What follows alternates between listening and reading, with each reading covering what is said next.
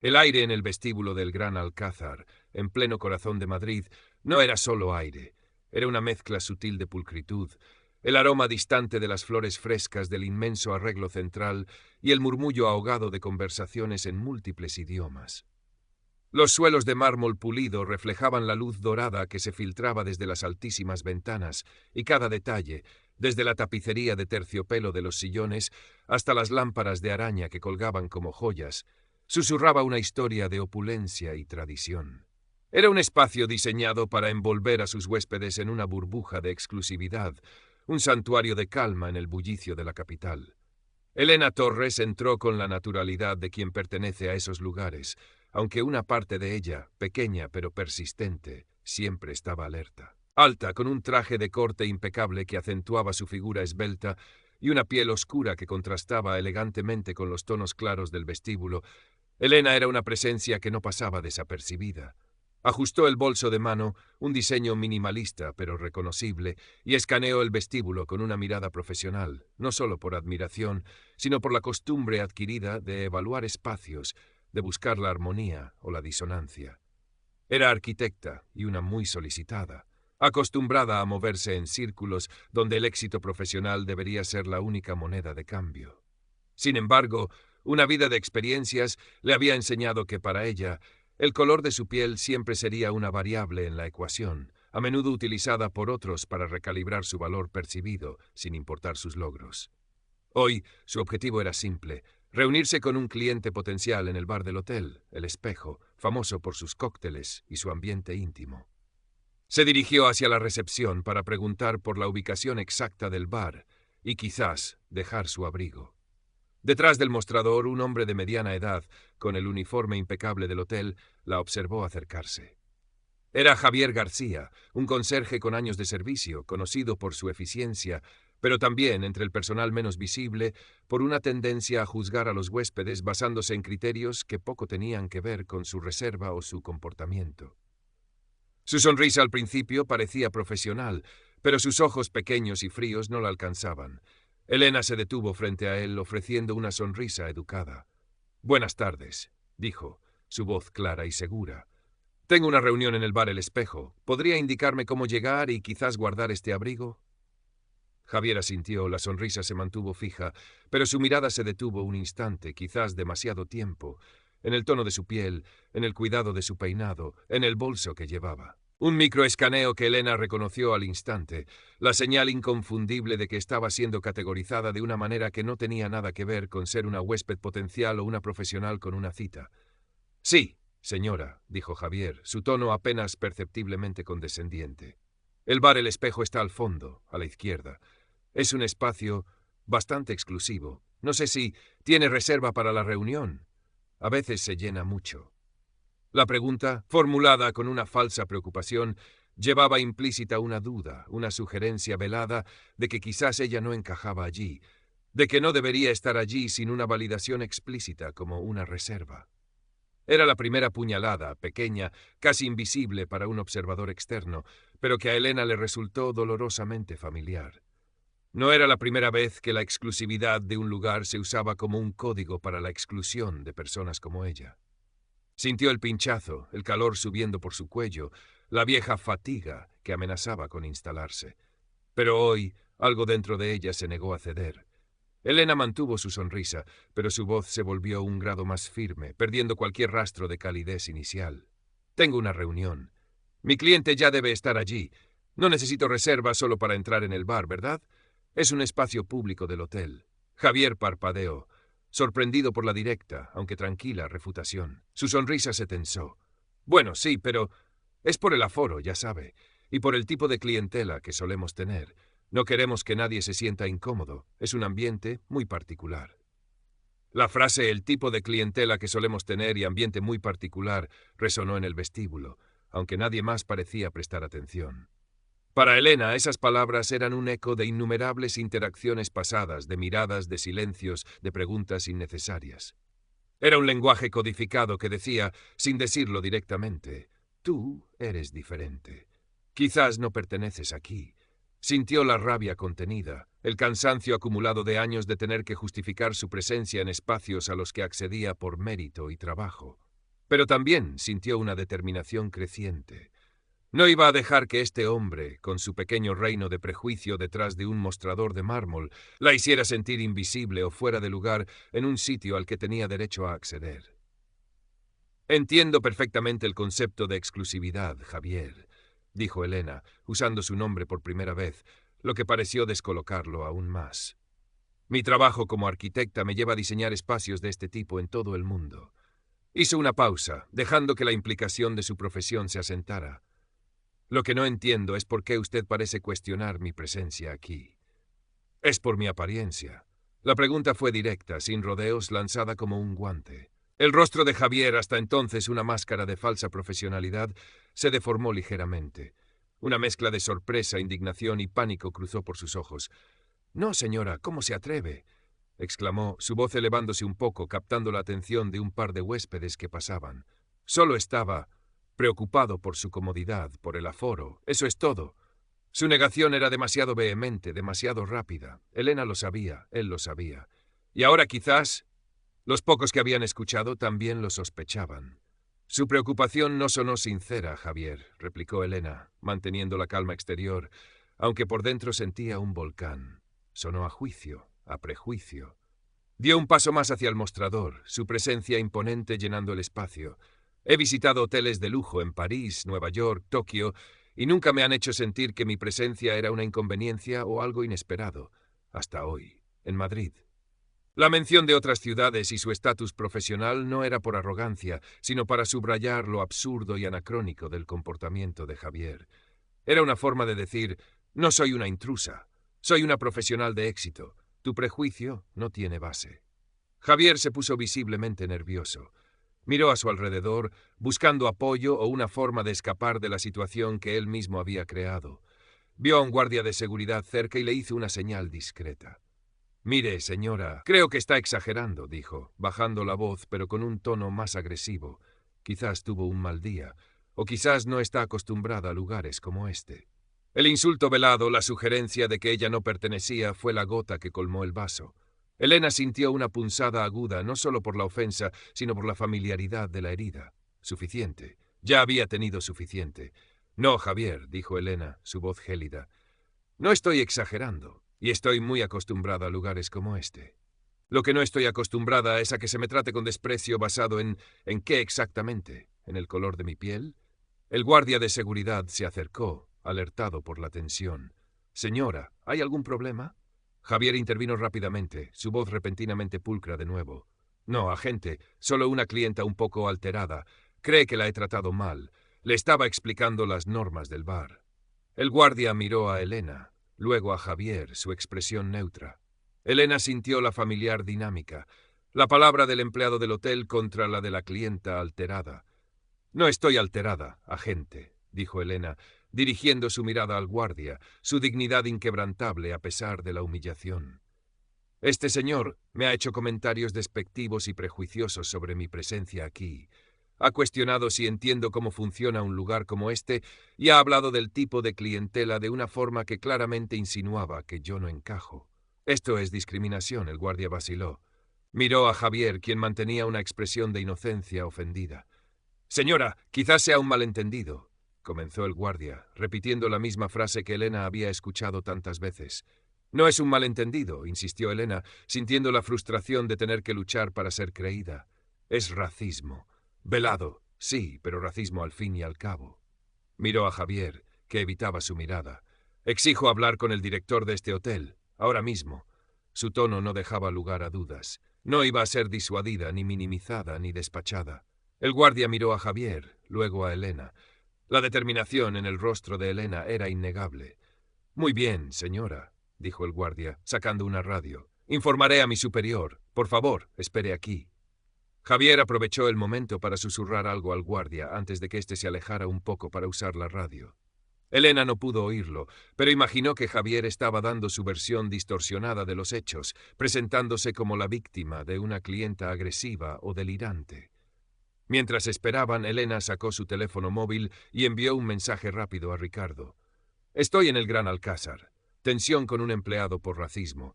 Necesito que vengas cuanto antes». Sentía las miradas discretas de algunos huéspedes, la incomodidad en el ambiente. Era la soledad de la víctima de discriminación, la sensación de estar expuesta, juzgada, incluso por aquellos que no habían presenciado la interacción completa. La humillación era una marea que amenazaba con arrastrarla, pero la rabia, una rabia fría y controlada, actuaba como un ancla. Pensó en todas las veces que había dejado pasar comentarios, miradas, gestos, las veces que había sonreído y seguido adelante para evitar problemas, para no ser la negra enfadada. Pero cada vez que cedía sentía que una parte de su dignidad se erosionaba. Hoy no. Hoy era el día en que se plantaba. Unos minutos después, un hombre con traje, que parecía ser un supervisor o gerente, se acercó, acompañado por el guardia.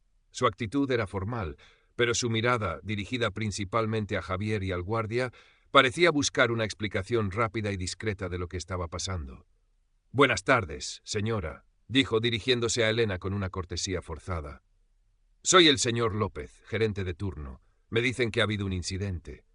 «Sí, señor López, lo ha habido», respondió Elena, manteniendo la compostura. «El señor García, aquí presente, me ha tratado de forma inaceptable, haciendo comentarios claramente racistas sobre mi presencia en este hotel». Javier intervino de inmediato, su voz temblando ligeramente por la indignación fingida. «No es cierto, señor López. Esta señora ha entrado exigiendo cosas con muy malas formas. Solo le he explicado que el bar está lleno y que quizás no había sitio para ella. Y se ha puesto a insultarme y a acusarme de cosas terribles». El señor López miró de Elena a Javier, su confusión evidente. Dos versiones completamente opuestas. «Señora, el señor García es un empleado con muchos años de servicio, muy respetado», empezó a decir el gerente, su tono sugiriendo que le daba más credibilidad a su empleado. Era la misma dinámica de siempre, la institución protegiendo a los suyos, desestimando la queja de la externa. Elena sintió un pinchazo de desesperanza, pero lo apartó. «No me importa cuántos años lleve trabajando aquí, señor López. Lo que importa es cómo trata a los huéspedes. Y a mí me ha tratado con desprecio y racismo. No me ha insultado directamente con palabras gruesas, no. Ha usado ese lenguaje velado, esa forma de hablar que te hace sentir que no eres bienvenida, que no perteneces. Y cuando le he confrontado, ha mentido». El señor López suspiró, claramente deseando que la situación desapareciera. «Mire, señora, quizás sea un malentendido. En un hotel tan concurrido como este, a veces hay problemas de comunicación». Elena negó con la cabeza. «No es un malentendido, señor López. Es una cuestión de principios y de dignidad. Su empleado ha actuado de forma inaceptable, y no voy a permitir que esto quede así». Justo en ese momento, Ricardo llegó al vestíbulo. Alto, con una expresión de preocupación en el rostro, escaneó la escena y se dirigió directamente hacia Elena. «Elena, ¿estás bien?», preguntó Ricardo, poniendo una mano tranquilizadora en su brazo. Su presencia, su simple llegada, cambió la dinámica. Ricardo no era una figura anónima, era un conocido empresario en la ciudad, y su presencia al lado de Elena añadía peso a su reclamación. Elena asintió, agradecida por su apoyo silencioso. «Ahora sí, Ricardo, gracias por venir». Se giró hacia el gerente. «Señor López, él es Ricardo Gómez. Es mi socio y me acompaña en esto. Como le decía, exijo hablar con el director. Y créame, no me iré de aquí hasta que se tome esto en serio». El señor López pareció reevaluar la situación al ver a Ricardo. La presencia de un testigo y aliado, y además uno con cierta influencia, complicaba la estrategia de minimizar el incidente. Su tono se volvió un poco más serio, aunque aún mantenía una expresión de incomodidad. «Muy bien, señora Torres, permítame que contacte con el director. Él no está en el hotel ahora mismo, pero puedo llamarle y ponerle al corriente». Era una táctica dilatoria, pero Elena aceptó. «Hágalo, por favor. Y mientras tanto, quiero que sepa que no voy a tolerar que se me acuse de exagerar o de mentir. Tengo dignidad y este señor ha intentado pisotearla». Mientras esperaban la llamada del director, la tensión en el vestíbulo era palpable. Javier se mantenía apartado, con los brazos cruzados y una expresión de resentimiento. El señor López hablaba en voz baja por teléfono, su mirada yendo y viniendo entre Elena y Javier. Elena, de pie junto a Ricardo, sentía el peso de la situación, la injusticia quemándole por dentro. Ricardo le apretó suavemente el brazo. «Lo estás haciendo bien, Elena. No dejes que te intimiden». Ella le sonrió débilmente. «Es agotador, Ricardo. Siempre es agotador. Pensó en otras veces, en aeropuertos, en tiendas de lujo, en reuniones de trabajo, donde había sentido esa misma mirada, esa misma duda velada. Recordó un incidente en una boutique de ropa en París, donde una vendedora la siguió de cerca, asumiendo que iba a robar, hasta que Elena sacó su tarjeta de crédito platino y compró el vestido más caro solo para demostrarle su error. Era una respuesta impulsiva, costosa, y que no resolvía el problema de fondo. Esta vez quería una resolución real. Finalmente el señor López terminó la llamada. La directora, la señora Isabel Martín, vendrá al hotel de inmediato, informó, su tono ahora más respetuoso. Quiere escucharles personalmente. Les ruego que esperen en una de las salas de reuniones privadas. Así estaremos más cómodos y podremos hablar con discreción. Era un gesto de reconocimiento, una señal de que la situación escalaba al nivel más alto. Elena asintió. De acuerdo, pero quiero que el señor García también esté presente cuando hablemos con ella. Javier palideció ligeramente ante la perspectiva de enfrentarse a la directora con Elena y Ricardo presentes. Los condujeron a una sala de reuniones elegante, con paneles de madera oscura y una gran mesa central. El señor López les ofreció agua y café. Elena y Ricardo se sentaron, mientras Javier permanecía de pie cerca de la puerta, vigilado por el guardia de seguridad que también había entrado en la sala, aunque se mantuvo discreto en una esquina. La espera pareció larga. Elena repasó mentalmente la conversación con Javier, cada palabra, cada tono. Quería asegurarse de que su relato fuera preciso, inatacable. No se trataba solo de una queja por mal servicio, se trataba de una acusación de discriminación. Y eso, en un hotel de la reputación del Gran Alcázar, era muy grave. Finalmente la puerta se abrió y entró la directora. Isabel Martín era una mujer de mediana edad, con una presencia serena pero firme. Vestía un traje de chaqueta impecable y su mirada era inteligente y penetrante. Detrás de ella entró otra persona que Elena reconoció como el jefe de seguridad del hotel. «Buenas tardes, señora Torres, señor Gómez», dijo la directora, su voz tranquila pero autoritaria. «Soy Isabel Martín. Disculpen la espera. El señor López me ha puesto al corriente de la situación. Por favor, tomen asiento». Se sentó a la cabecera de la mesa, indicando a Javier y al señor López que se sentaran también. El jefe de seguridad permaneció de pie. «Señora Torres», continuó la directora dirigiéndose directamente a Elena, «me dicen que ha habido un incidente desagradable con uno de nuestros empleados. Quiero escuchar su versión de lo ocurrido con todo detalle». Elena asintió y comenzó su relato. Habló con calma, describiendo su llegada, su simple solicitud a Javier, y luego sus comentarios, su tono, el lenguaje velado que utilizó. Explicó cómo Javier insinuó que ella no pertenecía, que no encajaba en el tipo de clientela del bar, y cómo se puso a la defensiva y negó todo cuando ella lo confrontó. Habló del impacto emocional, de la humillación, del cansancio de tener que enfrentarse a este tipo de prejuicio una y otra vez. Ricardo añadió su perspectiva, confirmando la actitud defensiva y poco profesional de Javier cuando él llegó. Cuando Elena terminó, el silencio llenó la sala. La directora la miraba fijamente, su expresión seria. Luego se giró hacia Javier. «Señor García, ¿es cierto lo que dice la señora Torres? ¿Hizo usted esos comentarios?» Javier, visiblemente nervioso, negó con la cabeza. «No, directora, es una invención. Esta señora llegó con muy malas formas, preguntando por el bar de forma exigente. Yo solo le expliqué que estaba muy concurrido y que quizás no podría entrar sin reserva. Y ella se puso furiosa, me acusó de racismo sin motivo alguno. Ha sido ella la que ha montado una escena». Su voz era temblorosa, pero su relato era firme en su falsedad. El señor López asintió tímidamente, corroborando la versión de Javier. La directora escuchó a Javier con la misma atención, pero Elena notó una ligera contracción en sus cejas. «El señor López me ha dicho que usted, señora Torres, sugirió que teníamos cámaras de seguridad en el vestíbulo que podrían haber grabado la interacción», dijo Isabel Martín, volviéndose hacia Elena. Elena asintió. «Así es. Espero que las hayan revisado ya». Isabel Martín miró al jefe de seguridad. «Sí, directora. Hemos revisado la grabación de esa zona y ese periodo de tiempo», respondió el jefe de seguridad, su tono neutral. Todos los ojos se volvieron hacia él. Era el momento de la verdad.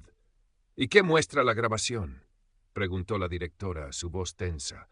El jefe de seguridad dudó un instante. «La grabación no tiene audio de la conversación, como saben, pero sí muestra la interacción. Se ve a la señora Torres acercarse al mostrador de conserjería y hablar con el señor García. Se ve al señor García responderle. Luego se ve a la señora Torres dar un paso atrás y su expresión cambia. Parece sorprendida y luego molesta. Se ve cómo confronta al señor García y éste se pone a la defensiva, gesticulando. Se ve cómo el señor García llama al señor López y al agente de seguridad. Y se ve cómo el señor López habla con la señora Torres y el señor García y luego llega el señor Gómez. El jefe de seguridad hizo una pausa y todos esperaron.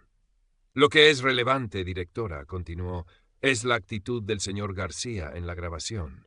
Aunque no se oiga lo que dijo, su lenguaje corporal, su tono al hablar con el señor López y el agente, y su reacción cuando la señora Torres lo confronta, no se corresponden con la versión de alguien que simplemente estaba explicando las normas del hotel a una clienta exigente. Su postura es defensiva y parece culpable. Y la reacción de la señora Torres, aunque claramente disgustada, no parece la de alguien furiosa o montando una escena sin motivo, como él afirma. Parece más bien la reacción de alguien que ha sido ofendida y está exigiendo una explicación. El jefe de seguridad no lo dijo directamente, pero sus palabras confirmaban la versión de Elena. El vídeo, aunque mudo, hablaba. Mostraba la dinámica del conflicto, la reacción desproporcionada de Javier, la calma inicial de Elena y su posterior indignación justificada. La directora miró a Javier, su rostro ahora severo. Javier evitaba su mirada, sus manos temblaban ligeramente.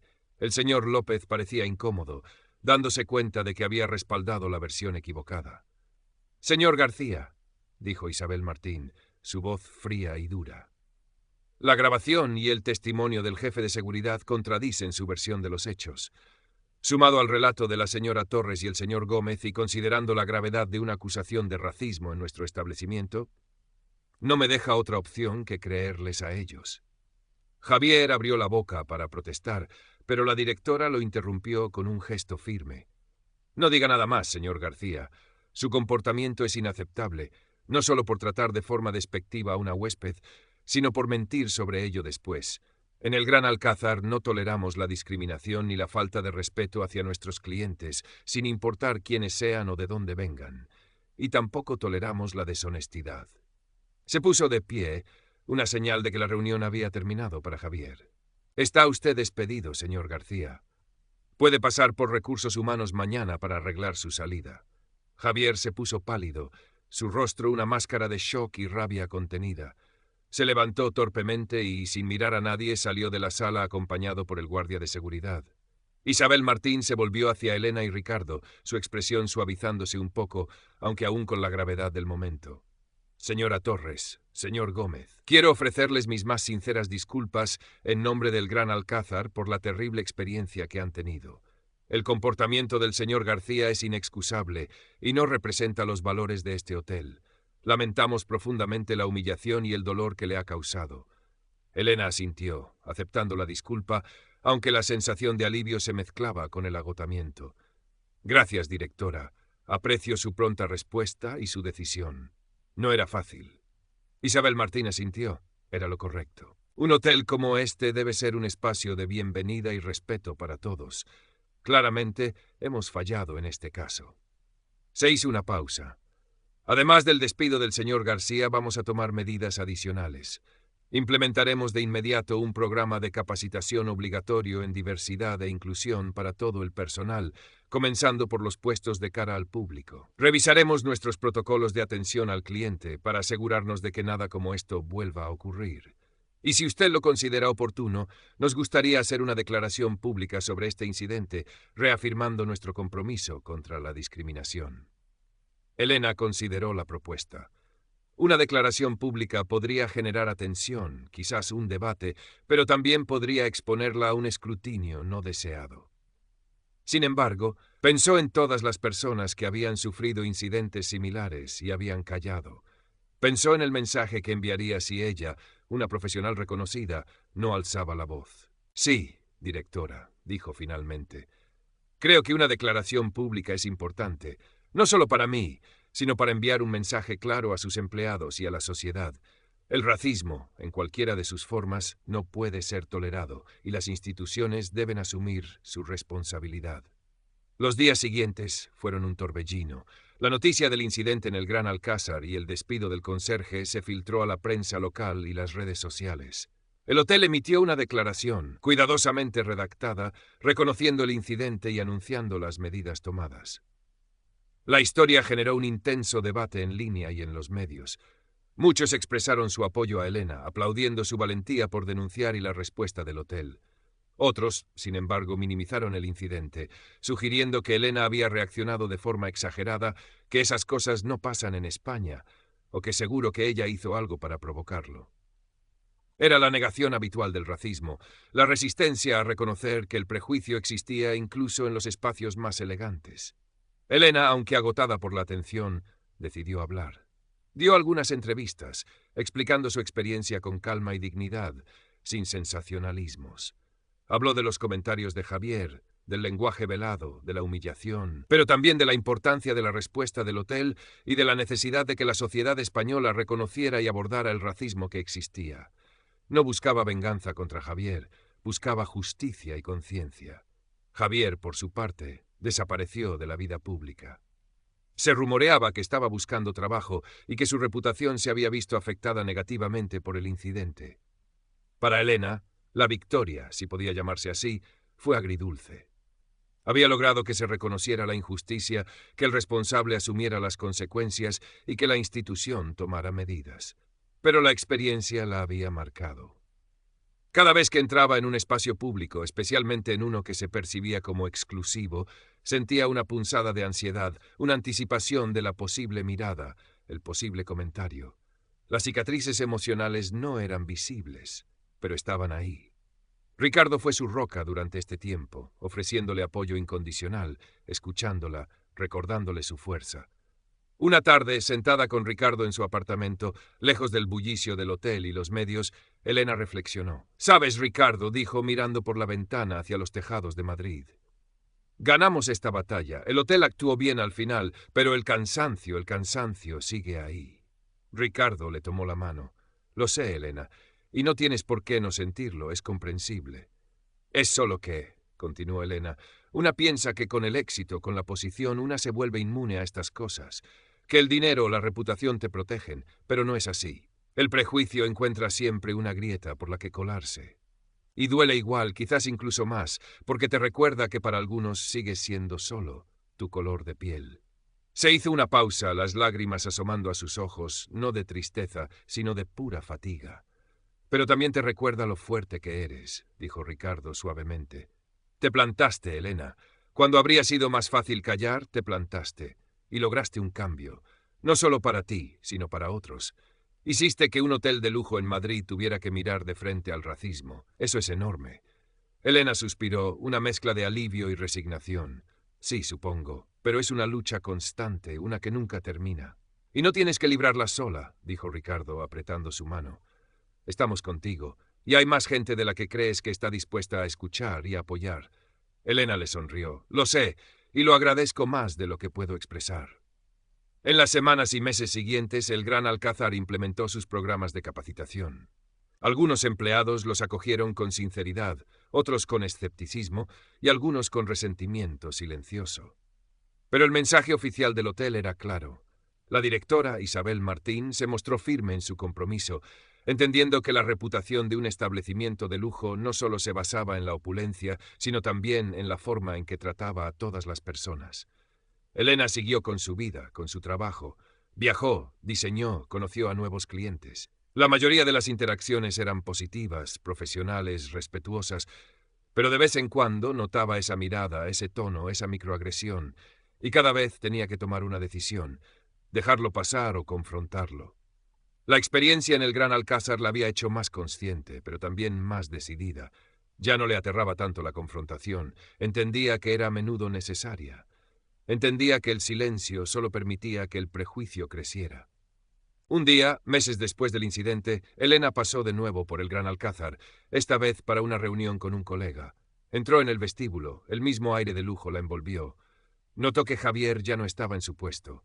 Un nuevo conserje, un joven con una sonrisa genuina, la saludó con cortesía impecable. Elena se dirigió al bar El Espejo. El ambiente era el mismo, elegante e íntimo. Mientras esperaba a su colega, pidió una copa. El camarero fue atento y profesional. No hubo miradas, no hubo comentarios velados. Era una interacción normal, respetuosa. Algo tan simple y, sin embargo, después de todo lo que había pasado, se sentía como una pequeña victoria. Mientras sorbía su bebida, Elena miró a su alrededor. Vio a gente de diferentes orígenes disfrutando del ambiente. Pensó en Javier, en su prejuicio, en la lucha que había tenido que librar. Pensó en Ruth, la mujer de la historia que le había contado Ricardo, la madre del joyero, que había sufrido una injusticia similar en un contexto diferente. Historias diferentes, pero con un hilo conductor: el daño del prejuicio y la importancia de la dignidad. No todo estaba resuelto, por supuesto. Sabía que el racismo y la discriminación no desaparecerían de la noche a la mañana, ni en Madrid, ni en ningún otro lugar. Sabía que seguiría enfrentándose a ellos en el futuro. La lucha era continua, pero también sabía que cada vez que alguien alzaba la voz, cada vez que una institución asumía su responsabilidad, se daba un pequeño paso adelante. Cada acto de resiliencia, cada historia compartida, contribuía a un cambio, lento pero imparable. Terminó su copa y se preparó para la reunión. Se sentía cansada, sí, pero también fuerte. Llevaba las cicatrices de la batalla, pero también la convicción de haber hecho lo correcto. Salió del bar hacia el vestíbulo, su paso firme, su cabeza alta. El lujo del hotel ya no se sentía tan imponente, ella se sentía más imponente que él.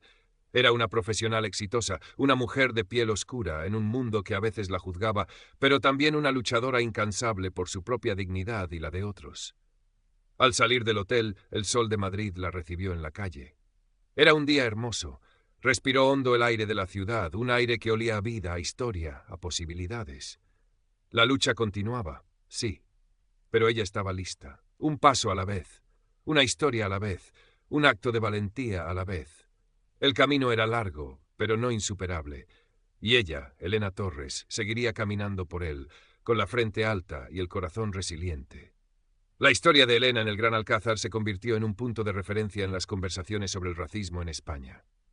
No fue un caso aislado, por supuesto, pero el contexto, un hotel de lujo, una víctima de éxito, y la respuesta del hotel lo hicieron particularmente visible. Activistas y organizaciones antirracismo utilizaron el caso como ejemplo de cómo el prejuicio puede manifestarse en cualquier entorno y la necesidad de una respuesta institucional firme. Se organizaron charlas y talleres en otras empresas, inspirados en parte por las medidas tomadas por el Gran Alcázar. Para Elena, esta atención pública fue una carga y una oportunidad. Tuvo que revivir la experiencia muchas veces, explicar el dolor, la humillación. Pero también pudo usar su plataforma para educar a otros, para desafiar estereotipos, para dar voz a aquellos que no podían o no se atrevían a hablar. Se unió a un consejo asesor en el Gran Alcázar para ayudar a desarrollar sus programas de diversidad a largo plazo, asegurándose de que no fueran solo un gesto superficial. Conoció a otros profesionales de color que compartían sus experiencias, encontrando solidaridad y una red de apoyo. A pesar de los avances, el incidente dejó una marca permanente en Elena. La confianza que tenía al entrar en ciertos espacios nunca volvió a ser exactamente la misma. Siempre había una pequeña reserva, una anticipación silenciosa. Pero esa reserva no la frenaba, la hacía más fuerte, más consciente.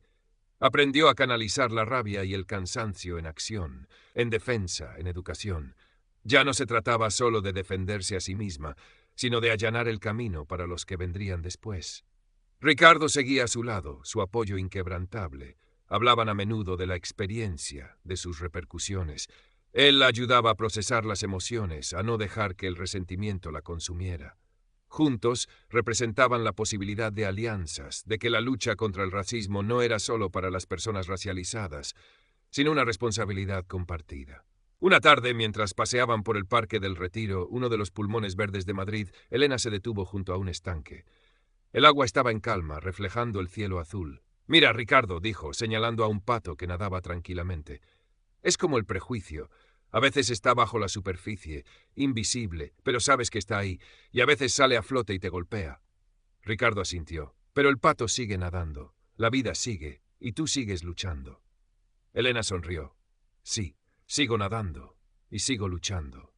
La lucha era una parte de ella ahora, una parte de su identidad. No la definía por completo, pero la había moldeado, La había hecho más resiliente, más consciente, más fuerte. Miró a su alrededor, a la diversidad de personas que disfrutaban del parque, familias, parejas, amigos, personas de todas las edades y orígenes. Madrid era una ciudad vibrante y compleja, llena de belleza y también de sus propios desafíos. Sabía que habría más incidentes, más miradas, más comentarios. El camino hacia una sociedad verdaderamente equitativa era largo y estaba lleno de obstáculos, pero también había visto la capacidad de respuesta, la solidaridad, la voluntad de cambio.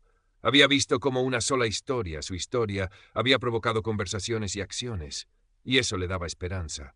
Continuaron su paseo, el sol de la tarde calentando sus rostros. Elena se sentía en paz, a pesar de las cicatrices. La injusticia había sido dolorosa, pero no la había roto, la había transformado, y estaba lista para seguir adelante, un paso a la vez, en la lucha continua por la dignidad y el respeto en cada rincón de Madrid y más allá. El Gran Alcázar era solo un capítulo. La historia de la resiliencia y la lucha continuaba. La influencia de la historia de Elena se extendió más allá de Madrid. Otros hoteles y empresas en España comenzaron a revisar sus propias políticas y programas de capacitación, temiendo un incidente similar, o lo que es más importante, reconociendo la necesidad de crear entornos verdaderamente inclusivos. Los medios de comunicación continuaron cubriendo el tema del racismo, a menudo utilizando el caso de Elena como punto de partida para discusiones más amplias sobre las experiencias de las personas racializadas en España. Elena fue invitada a dar charlas en universidades y conferencias, compartiendo su perspectiva no solo como víctima, sino como profesional y defensora. Se convirtió en una voz respetada en la conversación, capaz de articular el impacto del racismo de una manera que resonaba con muchos. Su calma y dignidad en el discurso público, a pesar del dolor subyacente, la hacían una figura poderosa. Javier García, por su parte, encontró dificultades para encontrar un nuevo empleo en la industria hotelera. La noticia de su despido y la razón detrás de él se habían extendido, y pocos establecimientos de prestigio estaban dispuestos a contratar a alguien con ese historial. Tuvo que aceptar trabajos de menor categoría, y se rumoreaba que su actitud no había cambiado, que seguía albergando resentimiento y negando la gravedad de sus acciones. Era un recordatorio de que la rendición de cuentas legal o laboral no siempre significaba un cambio de corazón. El señor López, el gerente de turno que inicialmente había minimizado la queja de Elena, también enfrentó consecuencias. Aunque no fue despedido, recibió una amonestación formal y tuvo que participar activamente en los programas de capacitación. La experiencia lo obligó a confrontar sus propios sesgos inconscientes y la forma en que la cultura institucional a veces protegía a los empleados a expensas de los clientes, especialmente cuando había prejuicios de por medio. El Gran Alcázar, bajo la dirección de Isabel Martín, se esforzó por reconstruir su reputación. No solo implementaron capacitación, sino que también diversificaron su personal